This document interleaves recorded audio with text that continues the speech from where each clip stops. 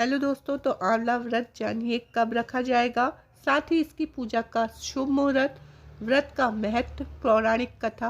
आंवला व्रत को ही आंवला एकादशी कहा जाता है, जो कि फागुन मास के शुक्ल पक्ष की एकादशी को आंवला एकादशी कहते हैं। इसे अमलक के एकादशी भी कहते हैं। आमल की यानी आंवला, इसे रंग भरी एकादशी भी कहते हैं।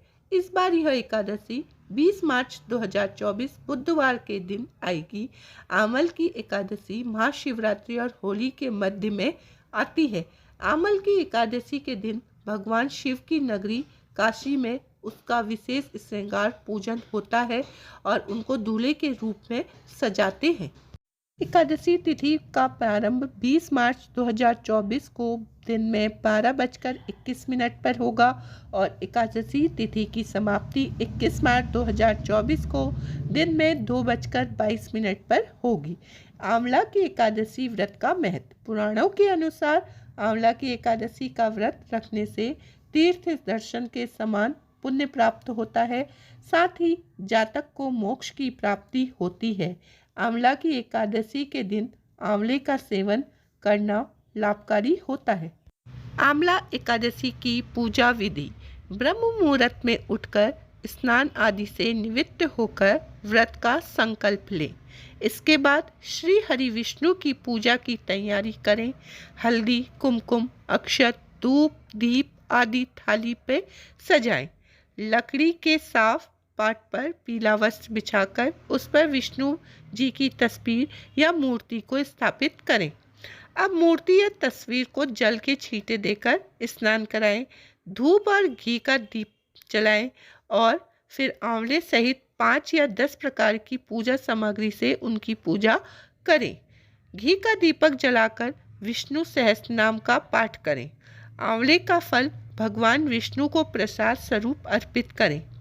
आंवले के वृक्ष का धूप, दीप, चंदन, रोली, पुष्प, अक्षत आदि से पूजन कर उसके नीचे किसी गरीबों को भोजन कराना चाहिए।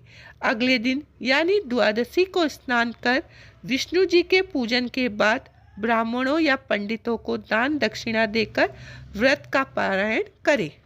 आमल की एकादशी की पौराणिक कथा।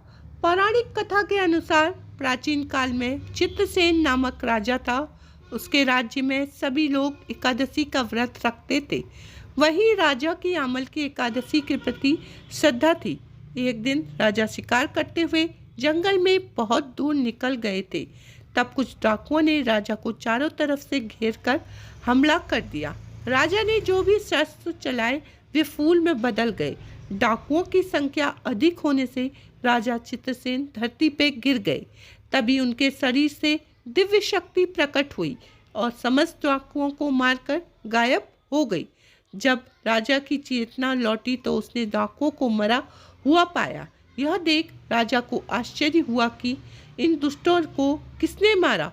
तभी आकाशवाणी हुई, यह सब आमल की एकादशी का व्रत करने के प्रभाव से मारे गए हैं। तुम्हारी देह से उत्पन्न आमल की एकादशी की वैष्णव शक्ति ने इनका सर्वनाश किया है। यह सुनकर राजा चित्रसेन काफ़ी प्रसन्न हुए और वापस लौटकर राज्य में एकादशी का व्रत का महत्व सबको बताया।